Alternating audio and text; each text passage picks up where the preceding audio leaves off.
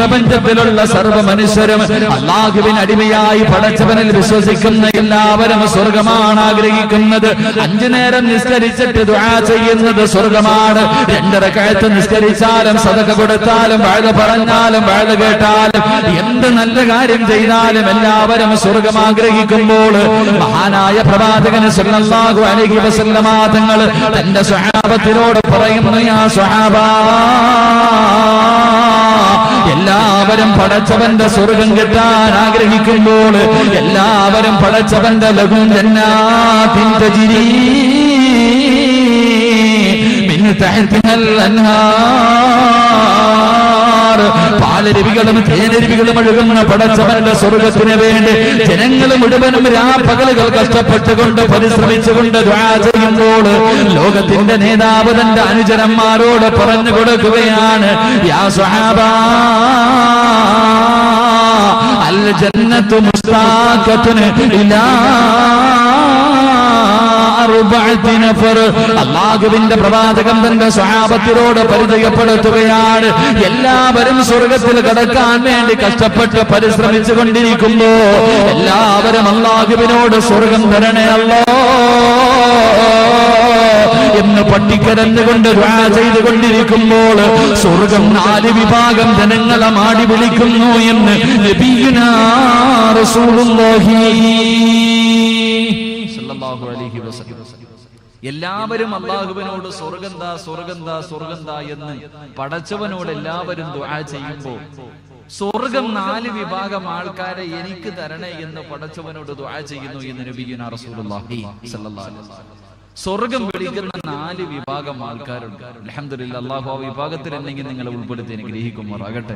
സ്വർഗം വിളിക്കുന്ന 4 വിഭാഗം ജനങ്ങളുണ്ട്. അൽഹംദുലില്ലാഹ്, സമയത്തിന്റെ പരിധിക്കുള്ളിൽ അത് പറഞ്ഞ് അവസാനിപ്പിച്ച് സന്തോഷത്തോടെ ദുആ ചെയ്ത് പിരിയണം. അല്ലാഹു ഭാഗ്യം നൽകി അനുഗ്രഹിക്കുമാറാകട്ടെ. എന്റെ പ്രിയപ്പെട്ട സഹോദരങ്ങളെ, എന്താ സ്വർഗം? എന്താ സ്വർഗം? അല്ലാഹുവിന്റെ പരിശുദ്ധമായ സ്വർഗത്തെക്കുറിച്ച് മഹാനായ പ്രവാചകൻ സല്ലല്ലാഹു അലൈഹി വസല്ലമ തങ്ങൾ പഠിപ്പിക്കുന്നു. അല്ലാഹുവിന്റെ പ്രവാചകൻ സല്ലല്ലാഹു അലൈഹി വസല്ലമ തങ്ങൾ പറയുകയാണ്, മഹാനായ ഇബ്നു ഉമർ റളിയല്ലാഹു തആല റിപ്പോർട്ട് ചെയ്യുന്ന ഹദീസിൽ കാണാം, വഇന്ന റീഹഹാ തൂജദു മിൻ മസീറത്തി 4 അല്ലാഹുവിന്റെ പ്രവാചകൻ പറയുന്ന സ്വർഗത്തിന്റെ പരിമളം 400 വർഷത്തെ വഴി ദൂരം വരെ അടിച്ചു വീശുകയാ. സ്വർഗത്തിന്റെ പരിമളം 400 വർഷത്തെ വഴി ദൂരം വരെ അടിച്ചു വീശുന്നതാണെന്ന് അല്ലാഹുവിന്റെ പ്രവാചകൻ സല്ലല്ലാഹു അലൈഹി വസല്ലമ തങ്ങൾ പഠിപ്പിക്കുമ്പോൾ അല്ലാഹുവിന്റെ പ്രവാചകൻ തന്റെ മുന്നിലിരിക്കുന്ന സ്വഹാബത്തിനോട് സ്വർഗത്തിന്റെ വലിപ്പവും സ്വർഗത്തിന്റെ അനുഭൂതികളും സ്വർഗത്തിന്റെ അനുഗ്രഹങ്ങളും സ്വർഗത്തിലെ കൊട്ടാരങ്ങളും സ്വർഗത്തിലെ മണ്ണ് പോലും സ്വർണ്ണമാണെന്ന് ലോകത്തിന്റെ നേതാവ് തന്റെ അനുചരന്മാരോട് പറഞ്ഞു കൊടുക്കുന്നു. അല്ലാഹുവിന്റെ റസൂല് പറയുന്നു, സ്വഹാബാ, തന്റെ സ്വഹാബത്തിനോട് പ്രവാചകൻ പറഞ്ഞു കൊടുക്കുകയാണ്. അല്ലാഹുവിന്റെ റസൂല് പറയുന്നു, ഇന്ന ഫിൽ ജന്നതി, അല്ലാഹുവിന്റെ റസൂല് പറയുന്ന സ്വർഗ്ഗത്തിൽ ഒരു മരമുണ്ട് സ്വഹാബാ. അല്ലാഹുവിന്റെ അനുഗ്രഹങ്ങൾ കൊണ്ട് നിറച്ച സ്വർഗ്ഗത്തിൽ ഒരു മരമുണ്ട്. ആ സ്വർഗ്ഗത്തിലെ ഒരു മരത്തിന്റെ ചുവട്ടിലൂടെ, പടച്ചവന്റെ സ്വർഗ്ഗത്തിലെ ഒരു മരത്തിന്റെ ചുവട്ടിലൂടെ ഒരു മനുഷ്യന് 100 വർഷം സഞ്ചരിച്ചാൽ സ്വർഗത്തിൽ ഒരു മരം വിട്ടുകിടക്കാൻ കഴിയില്ലെന്ന് പ്രവാചകൻ തന്റെ അനുചരന്മാരോട് പറഞ്ഞു കൊടുക്കുമ്പോൾ അല്ലാഹുവിന്റെ പ്രവാചകന്റെ മുന്നിലിരുന്ന് പൊട്ടിക്കരഞ്ഞുകൊണ്ടിരിക്കുന്ന സഹാബത്തിനോട് ലോകത്തിന്റെ നേതാവ് പറയുന്ന, സഹാബാ, ഈ സ്വർഗം 4 വിഭാഗം ജനങ്ങളെ വിളിക്കുന്നുണ്ട്. ഈ സ്വർഗം 4 വിഭാഗം ജനങ്ങളെ വിളിക്കുന്നുണ്ട്. അല്ലാഹുവിന്റെ പ്രവാചകനോട് സഹാബത്ത് ചോദിച്ചു, നബിയേ, യാ റസൂലല്ലാഹ്, സ്വർഗം വിളിക്കുന്ന 1ാമത്തെ വിഭാഗമേതാ? പടച്ചവന്റെ സ്വർഗം മാടി വിളിക്കുന്ന 1ാമത്തെ വിഭാഗമേതാ? അല്ലാഹുവിന്റെ പരിശുദ്ധമായ ഖുർആൻ പറയുകയാണ്, വസീഖല്ലദീന തഖൗ റബ്ബഹും ഇലൽ ജന്നതി സുമറാ ഹത്താ ഇദാ ജാഊഹാ വഫുതിഹത് അബ്വാബുഹാ وقال لهم حزنتها سلام عليكم طبتم فادخلوها خالدين. അല്ലാഹുവിന്റെ പരിശുദ്ധമായ ഖുർആൻ പറയുകയാണ്, പടച്ചവന്റെ സ്വർഗം വിളിക്കുന്ന ഒന്നാമത്തെ വിഭാഗമേത്? വശീഖല്ലദീന തഖൗ.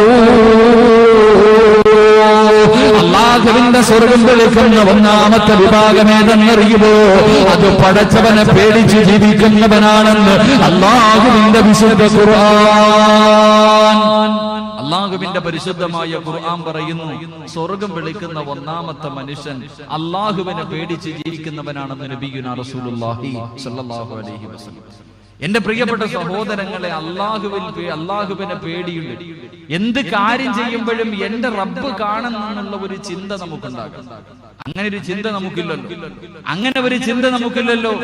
പടച്ചവൻ കാണുന്നു എന്ന് പടച്ചവനെ പേടിയുള്ള ഒരു ചിന്ത എനിക്കോ നിങ്ങൾക്കോ അങ്ങനെ ഒരു ചിന്തയുണ്ടായിരുന്നെങ്കിൽ എന്റെ പ്രിയപ്പെട്ട സഹോദരങ്ങളെ, നമ്മുടെ ജീവിതം ഒരിക്കലും ഇങ്ങനെ ആകൂല. കാരണം അല്ലാഹുവിന്റെ പരിശുദ്ധമായ ഖുർആൻ പറയുന്നു, യാ അയ്യുഹന്നാസ്, അല്ലയോ ജനങ്ങളെ, ഇത്തഖുല്ലാ, നിങ്ങൾ എന്നെ സൂക്ഷിക്കണം. അല്ലാഹു പറഞ്ഞതാണ്. പടച്ചവൻ ഒരു ഭീഷണിയുടെ സ്വരത്തിൽ, ഒരു താക്കീത് പോലെ എന്നോടും നിങ്ങളോടും പറയുന്നു, അല്ലയോ ജനങ്ങളെ, എന്നോട് മാത്രം കളിക്കരുത്, എന്നെ നിങ്ങൾ സൂക്ഷിക്കണം. എന്റെ പ്രിയപ്പെട്ട സഹോദരങ്ങളെ, നമ്മുടെ ജീവിതം എടുത്തു നോക്കുമ്പോ എന്റെ പ്രിയപ്പെട്ട സഹോദരങ്ങൾ, നാളെ പത്രം എടുത്തു നോക്കുമ്പോൾ കാണുന്ന ഒരു വാർത്തയുണ്ട്. എന്റെ പ്രിയപ്പെട്ടവരെ, നിങ്ങളുടെ നാട്ടിൽ തിരുവോണം കഴിഞ്ഞു, ഓണത്തിന്റെ ആഘോഷങ്ങളൊക്കെ കഴിഞ്ഞു, ഓണത്തിന്റെ ആഘോഷമെല്ലാം കഴിഞ്ഞു. കേരളത്തിന്റെ 14 ജില്ലകളിൽ തിരുവോണത്തിന്റെ അന്ന് എന്റെ പ്രിയപ്പെട്ടവരെ, ബീവറേജുകളുടെ കണക്കെടുത്ത് നോക്കിയപ്പോൾ 92 കോടി രൂപയ്ക്കാണ് കള്ള് വിറ്റത്. നാളെ രാവിലെ പത്രം എടുക്കുമ്പോൾ വാർത്ത കാണാം. എന്റെ പ്രിയപ്പെട്ടവരെ, 92 കോടി രൂപയുടെ കള്ളാണ് തിരുവോണ ദിനത്തിൽ ഓടിയെങ്കിൽ ആ കോടികളും ചെലവഴിച്ചതിൽ ഏറ്റവും ഒന്നാം സ്ഥാനം പിടിച്ചിരിക്കുന്നത് കൊല്ലം ജില്ല, എന്റെ ജില്ല തന്നെയാണ്. ഈ പാവപ്പെട്ട എന്റെ ജില്ലയിൽ കരുനാഗപ്പള്ളി എന്ന് പറയുന്ന ഏറ്റവും കൂടുതൽ മുസ്ലിമീങ്ങൾ താമസിക്കുന്ന കൊല്ലം ജില്ലയിലെ കരുനാഗപ്പള്ളിയാണ് ഒന്നാം സ്ഥാനത്തെങ്കിൽ 2ാം സ്ഥാനത്ത് ചാലക്കുടിയാണ് 2ാം സ്ഥാനത്തേക്ക് തള്ളപ്പെട്ടത്. എന്റെ പ്രിയപ്പെട്ടവരെ, ഈ തിരുവോണ ദിനങ്ങളിൽ പോലും മുസ്ലിമീങ്ങൾ, നിങ്ങളുടെ നാട്ടിൽ തിരുവോണമുണ്ടോ എന്ന് എനിക്കറിയില്ല, ആഘോഷങ്ങളൊക്കെ ഞങ്ങളുടെ നാടുകളിൽ അങ്ങോട്ടൊക്കെ നോക്കുമ്പോ തിരുവോണത്തിന് വല്ലാത്ത ആഘോഷങ്ങളാണ്. എന്റെ പ്രിയപ്പെട്ട സഹോദരങ്ങളെ, അല്ലാഹുവിനെ മറന്നുകൊണ്ട് ജീവിക്കുമ്പോൾ, ഏതൊരു കാര്യം എടുത്തു നോക്കുമ്പോഴും പടച്ചവനെ മറന്നുകൊണ്ട് ധിക്കാരികളെ പോലെ ഞാനും നിങ്ങളും പടച്ചവന്റെ പള്ളിക്കകത്ത് നമസ്കാരം നടക്കുമ്പോ പോലും പള്ളിക്കകത്ത് കയറാതെ അഹങ്കാരികളെ പോലെ നടന്നു പോകുമ്പോൾ, എന്റെ പ്രിയപ്പെട്ട ചെറുപ്പക്കാരാ, പടച്ചവനെ മറന്നു പോകുമ്പോൾ, എന്ത് മോശത്തരവും എന്ത് വൃത്തികേടും കാണിച്ചുകൊണ്ട് നീ നടക്കുമ്പോൾ, അല്ലാഹുവിന്റെ പ്രവാചകൻ സ്വല്ലല്ലാഹു അലൈഹി വസല്ലമ തങ്ങളെ പറയുന്ന സ്വഹാബാ, പടച്ചവനെ പേടിക്കണേ, അല്ലാഹനെ പേടിക്കണേ. എന്റെ പ്രിയപ്പെട്ട ചെറുപ്പക്കാരാ, നീ കള്ളു കുടിക്കുമ്പോഴും പെണ്ണ് പിടിക്കുമ്പോഴും ഇഷ്ടമുള്ളത് പ്രവർത്തിക്കുമ്പോഴും പലിശ തിന്നുമ്പോഴും നമസ്കരിക്കാതിരിക്കുമ്പോഴും അഹങ്കാരികളെ പോലെ ദുനിയാവിന്റെ തുലിക്ക് മുകളിലൂടെ നിനക്കിഷ്ടമുള്ള രീതിയിൽ നീ ജീവിച്ചു കൊണ്ടിരിക്കുമ്പോ അല്ലാഹനെ മറക്കല്ലേ ചെറുപ്പക്കാരാ, അല്ലാഹനെ മറക്കല്ലേ ചെറുപ്പക്കാരാ. എന്റെ പ്രിയപ്പെട്ട സഹോദരങ്ങൾ ചോദിക്കും, ഉസ്താദേ, ഞാൻ 5 നേരം നിസ്കരിക്കുന്നവനാണല്ലോ, ഞാൻ പടച്ചവനെ പേടിച്ച് ജീവിക്കുന്നവനാണല്ലോ, പക്ഷേ പടച്ചവൻ എനിക്കൊന്നും തരുന്നില്ലല്ലോ, എനിക്ക് പരീക്ഷണങ്ങൾ തരുന്നല്ലോ, എനിക്ക് രോഗങ്ങൾ തരുന്നല്ലോ, എനിക്ക് ദുഃഖങ്ങൾ മാത്രം തരുന്നല്ലോ. പക്ഷേ പള്ളിക്കകത്ത് കയറാതെ പലിശ തിന്നുകൊണ്ട് പെണ്ണ് പിടിച്ചുകൊണ്ട് കള്ള് കുടിച്ചുകൊണ്ട് നടക്കുന്നവർ പടച്ചവനെല്ലാം വാരിക്കോരി കൊടുക്കുന്നല്ലോ എന്ന് പരാതി പറയുന്ന എന്റെ പ്രിയപ്പെട്ടവരെ, അല്ലാഹുവിന്റെ റസൂൽ പറയുകയാണ്, അല്ലാഹുവിന്റെ പ്രവാചകൻ പറയുന്ന, പടച്ചവനവനെ പന പോലെ വളർത്തുകയാ, പടച്ചവനവനെ പന പോലെ വളർത്തുകയാ. അവന് തൊടുന്നതിൽ മുഴുവനും അല്ലാഹു അനുഗ്രഹം ചെയ്യുകയാ. അവന് വളർന്ന് മുകളിലെത്തുമ്പോൾ പടച്ചവൻ ഒരു ദിവസം അവനെ വലിയ തറയിലിടുമെന്ന് ലോകത്തിന്റെ നേതാവ് പഠിപ്പിക്കുമ്പോ, എന്റെ പ്രിയപ്പെട്ട ചെറുപ്പക്കാരാ, അല്ലാഹനെ മറന്നു പോകല്ലേ, അല്ലാഹനെ മറന്നു പോകല്ലേ. അല്ലാഹുവിന്റെ പ്രവാചകൻ തന്റെ സ്വഹാബത്തിനോട് പറഞ്ഞു കൊടുക്കുകയാണ്, യാ സ്വഹാബാ, ആർക്കെങ്കിലും സ്വർഗം വേണോ, ആർക്കെങ്കിലും സ്വർഗം വേണോ, ആർക്കെങ്കിലും സ്വർഗം വേണമെങ്കിൽ ഞാൻ തരാ സഹാബ. പക്ഷേ 2 കാര്യങ്ങൾ കൊണ്ട് എനിക്ക് നിങ്ങളുടെ ജാമ്യം നിൽക്കണം. 2 കാര്യങ്ങൾ കൊണ്ട് നിങ്ങൾ എനിക്ക് ജാമ്യം നിന്നാൽ നിങ്ങൾക്ക് ഞാൻ സ്വർഗം തരാമെന്ന് ലോകത്തിന്റെ നേതാവ് പഠിപ്പിക്കുമ്പോ മഹാനായ സ്വഹാബത്ത് അല്ലാഹുവിന്റെ റസൂലിനോട് ചോദിക്കുകയാ, യാ റസൂലല്ലാഹ്, എന്തുകൊണ്ടാ ജാമ്യം നിൽക്കേണ്ടത്, എന്തുകൊണ്ടാ ജാമ്യം നിൽക്കേണ്ടത്?